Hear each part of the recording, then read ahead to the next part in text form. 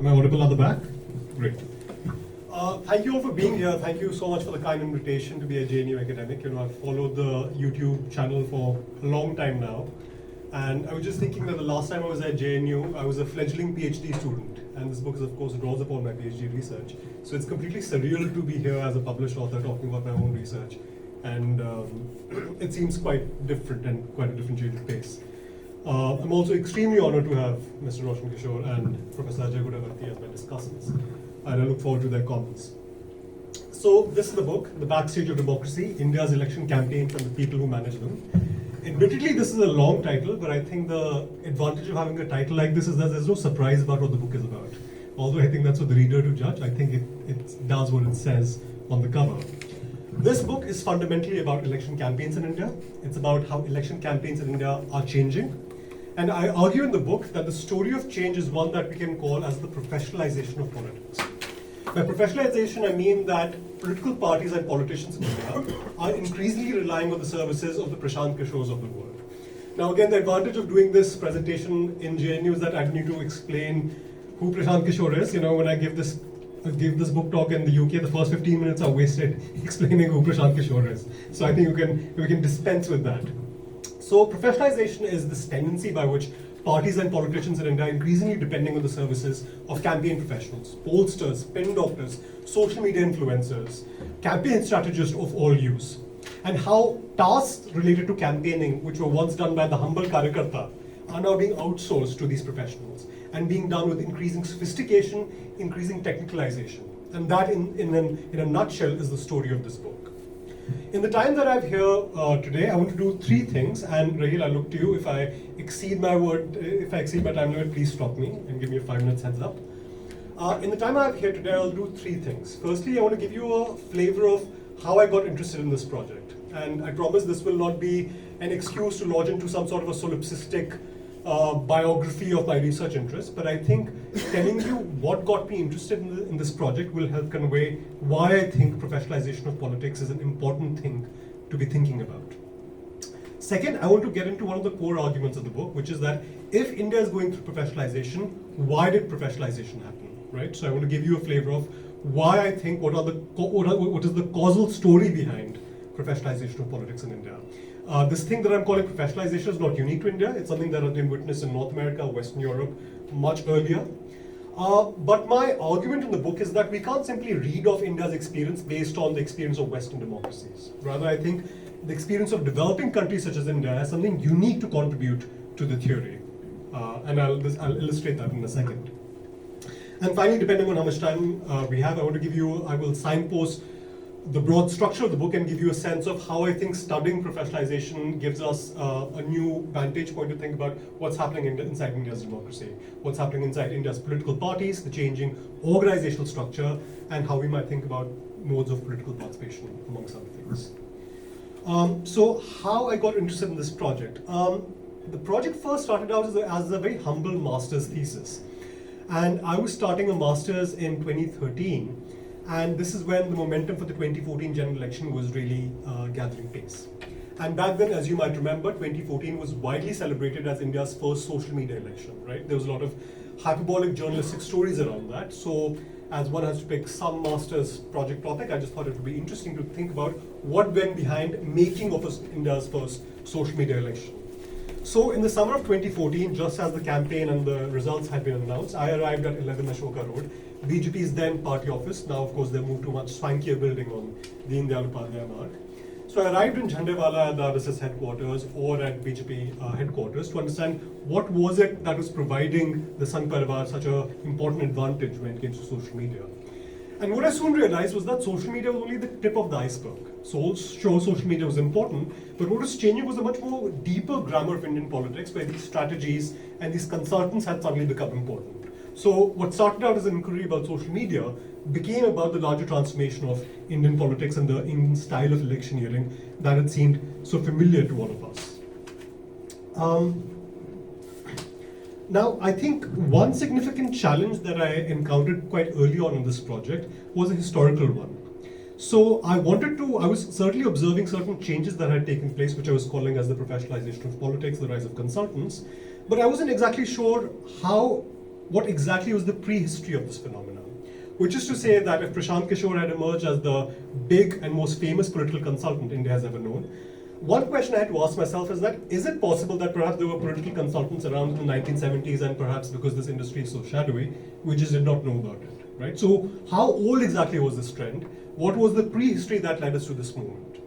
And this was a challenge in particular because, as many of you would recognize, that while we have had sophisticated accounts of Indian politics, one subfield within Indian politics that has been quite underdeveloped until recently has been the field of political communication, right? I find it quite surprising that up until recently, we haven't even had sophisticated accounts of what India's first general election looked like. Like Urna Chani has written that wonderful book about the creation of the electoral rolls for India's first general election, but campaigning as a field itself has not been taken seriously.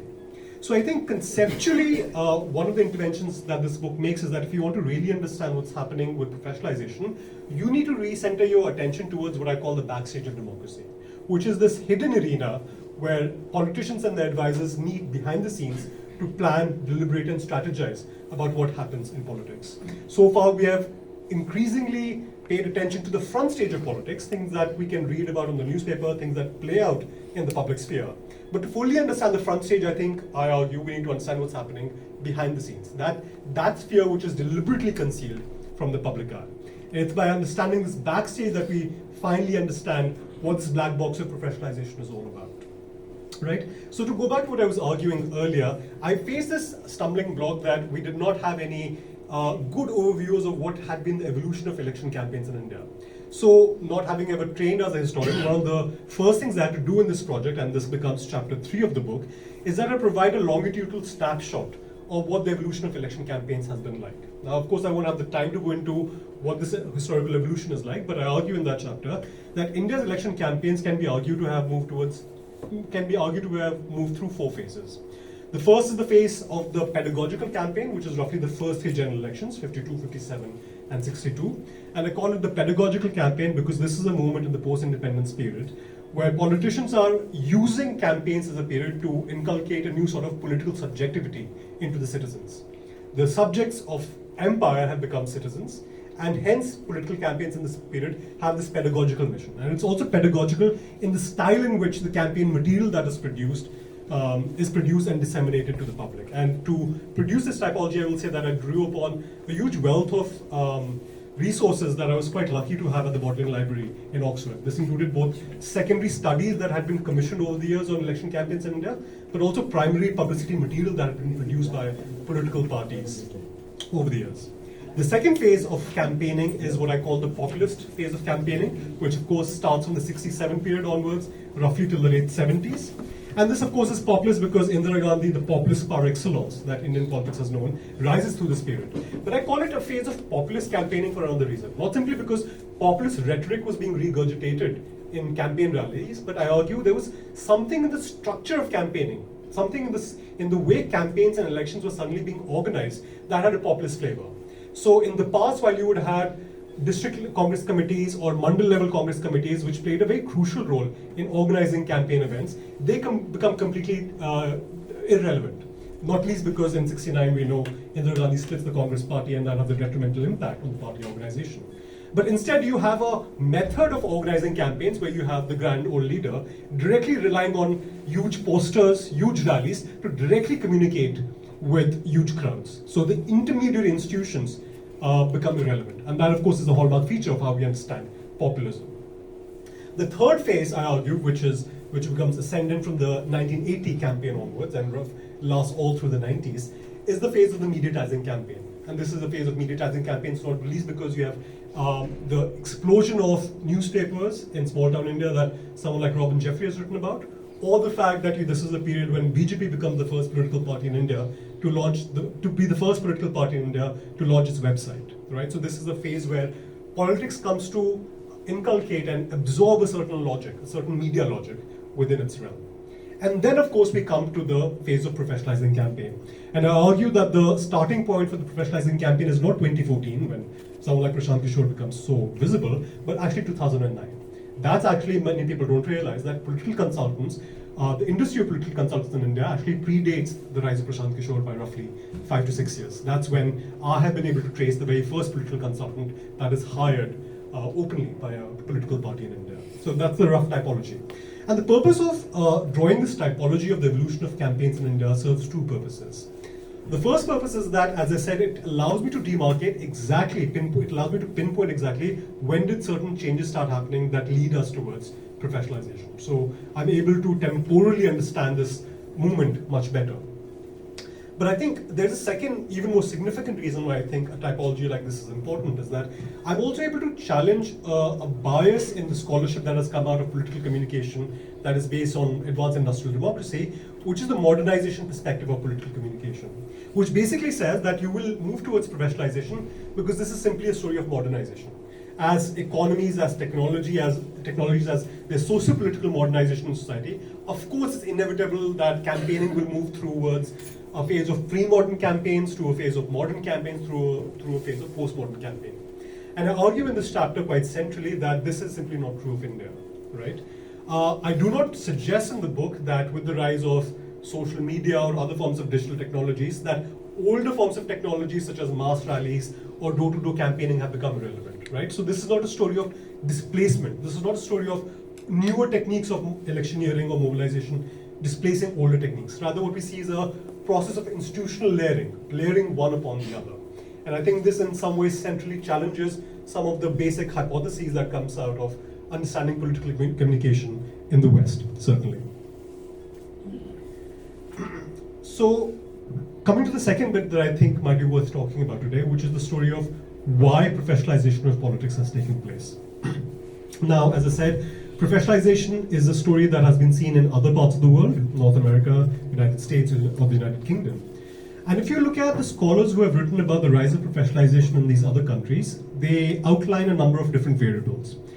Two variables in particular tend to become very important in the story of professionalization in other countries. The first is technological advancements, and the second is crisis in the party organization. Let's take each one and try to evaluate how that sort of helps us explain the rise of professionalization in India. Let's take technological advancements. The argument runs that as technology has become more and more sophisticated, most notably rise of social media, rise of digital technologies, it is of course inevitable that political parties can't use these technologies by relying on your average karyakarta, right? The argument is that these technologies are so sophisticated that of course you need to bring on board certain specialists that will help you exploit their potential. Now on the face of it, this is a persuasive argument. You know, I've met political consultants, I've done interviews with them who back in 2014 told me that the average politician can't handle a smartphone. So of course they're going to need our services, right? That has been their view. But I want to put to you that it's very easy to overstate just how important the technological variable has been in explaining professionalization. So to explain this, let me ask you a question. Let's go back to the 2014 general election campaign, which was India's first social media campaign. What percentage of India's voting age population, those above 18, do you think had a Facebook account in 2014? You can shout out answers. 20. Any other guesses? 10%. 10%. Any others? So you're close to 10%. The exact figure is something 9.5%, right? So I find it astounding that what was India's first social media election had such a small user base. So this is people who have a Facebook account. We don't even know what is the extent of usage of that. And these statistics come from the CSDS Lok Niti National Election Study. What about Twitter? What percentage of India's population do you think was on Twitter in 2014? That's where the high-pitched battles were happening. Maybe Twitter was What age bracket? above 18. 6%, less than 6. But in Is it Pakistan 6? it was third. Okay. 1 to 2%. Yeah, it was 3%, right? So the point that I'm trying to make is that, of course, there is a role that technology has played in spurring the demand for campaign professionals, but it's very easy to overestimate the entire size of this industry simply by reading off the user base that was digitally connected back in the 2014 general election campaign. Let me take and consider the second variable now, the crisis in the party organization. This argument argues that at one point of time, political parties were these well-oiled machineries that could run campaigns. They could organize everything internally, but over the years, both in different parts of the world, but also in India, they have increasingly faced a crisis in the organization, which is why certain tasks have then been outsourced to these campaign consultants. Now again, on the face of it, this is a persuasive argument, but I'm sure most of us in this room would realize that there is a temporal problem in this argument, which is to say that the real crisis in India's party organization does not come in 2014. The real crisis in India's party organization actually emerges in the 1970s, when Mrs. Indira Gandhi splits the Congress party, and there's a whole trend of the deinstitutionalization of the party system that starts. Even with the rise of regional parties, many scholars have made this argument that even with the rise of very strong regional parties, they revolve around the cult of personality of a single leader, and they've never really developed strong organizational capacity. BJP is perhaps one party, thanks to its location within the larger Sangh Parivar, that has always commanded an organizational strength. But even there, I find fascinating that at the level of correlation, there is no correlation between a party's organizational strength and its proclivity to hire campaign consultants. Why else might we expect someone like Narendra Modi to hire the services of Prashant Kishore in the 2014 campaign? Right? BJP wasn't really facing an organizational crisis in the classic sense of the term in 2014. So I want to argue that whether it's technology or whether it's crisis in the party organization, they to some extent help explain why are politicians in India demanding the services of campaign consultants, but they don't tell you the full story. Both of these variables, and others we can add more to the list, are essentially demand-side variables. They're trying to explain professionalization by asking, why are politicians and parties demanding the services of campaign consultants? And I want to argue that in the case of India, it's not simply enough to focus on demand-side variables. What you also need to consider is the question of supply, which is, forget why are people demanding the services of campaign professionals. The question we should also be asking is that why are people suddenly interested in becoming political consultants, social media influencers, being social media volunteers for parties? Why is it that this mode of political engagement suddenly has become so popular? And for whom has it suddenly become popular? And so in the book, this is one of the central arguments, that there is something unique about the socio-demographic profile of the people who are political consultants in India. And that is the fact that you can call them, that they are members of what is called the new middle class in India. The class of new middle class which has arisen after the 1991 liberalization reforms. And it is one that inhabits the political culture that one ties and one associates with the new middle class. This is the political culture of a certain segment of the population which in the post-90s period has considered politics to have become too corrupt, too criminal, too beholden to caste-based considerations. And what we see in the post-2010 period, when professionalization first emerges, I argue, is that professionalization becomes a new avenue of political participation for the new middle class. It becomes a way of engaging with politics, a way of doing politics that is technocratic and hence aligns with the sensibilities that this particular socio-demographic group has. And then in the subsequent books, I sort of flesh out this argument. But the central argument that I make is that the supply side question, trying to understand what is motivating these people to join this industry, is very central to understanding why professionalization is taking root in India's politics.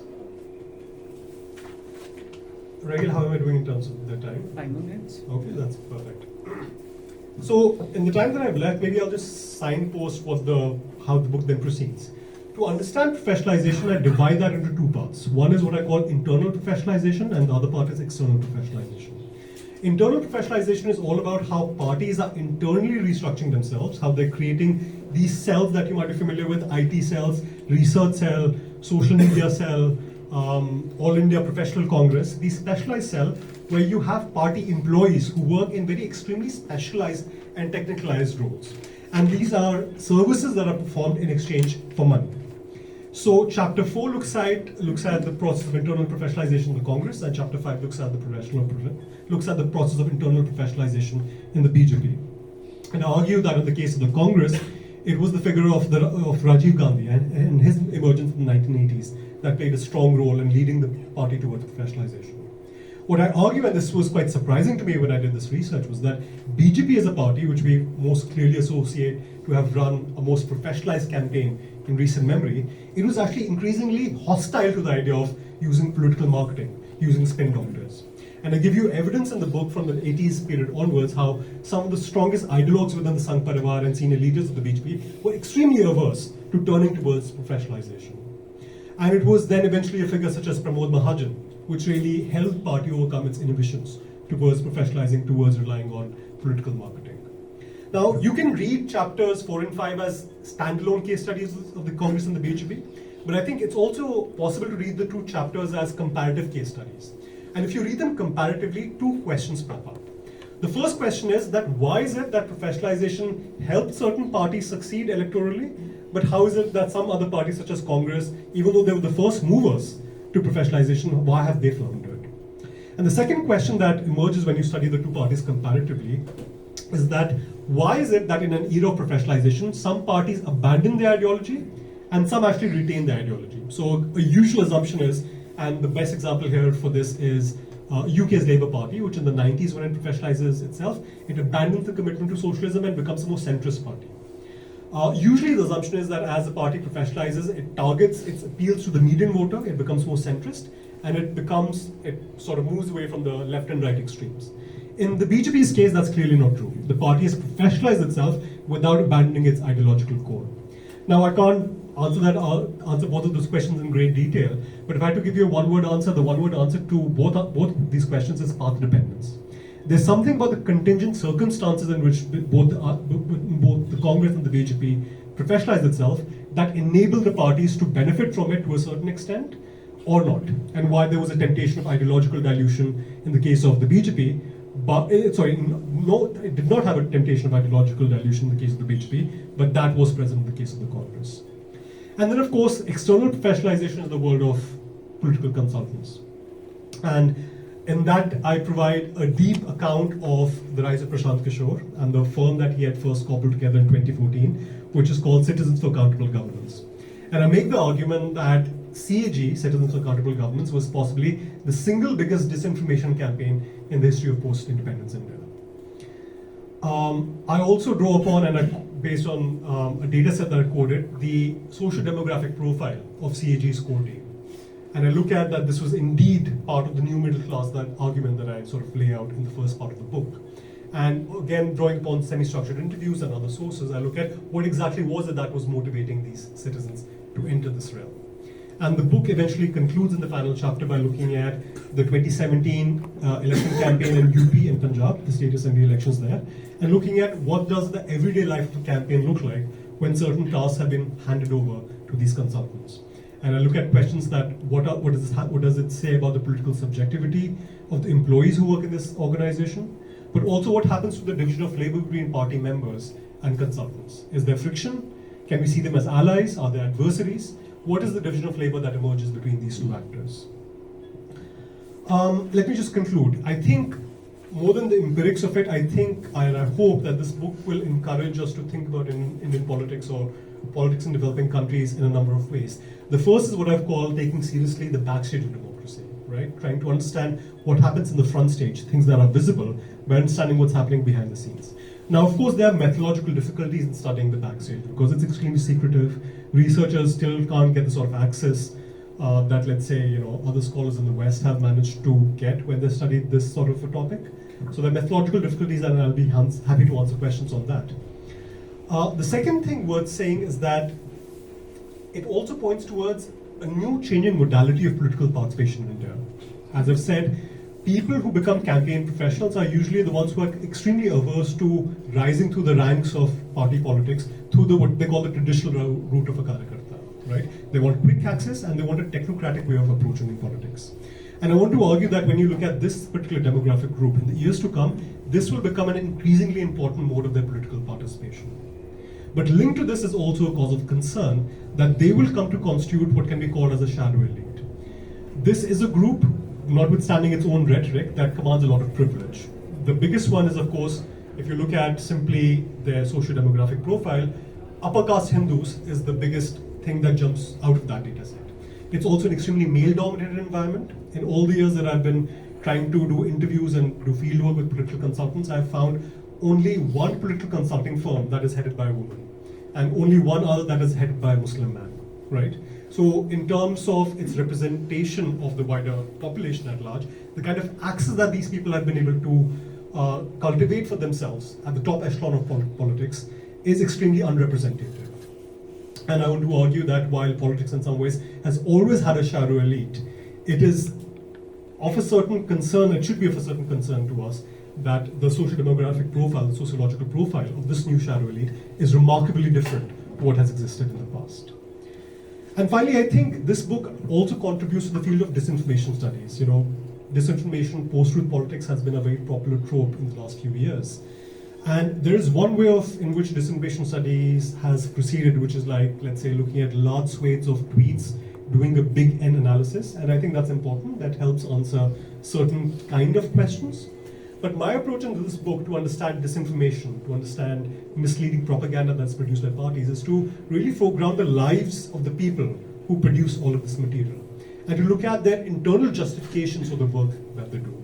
And I think that provides a way into understanding this information that can be often quite richer, and that often throws up answers that might be quite unexpected in a lot of ways. And taking their norms, their belief systems, and their motivations for why is it that these people do what they do, often which is often ethically compromised, I think provides us a new way into understanding what problem disinformation poses for India's democracy or democracy writ large. So let me stop there. Okay, thank you, Amogh, for that.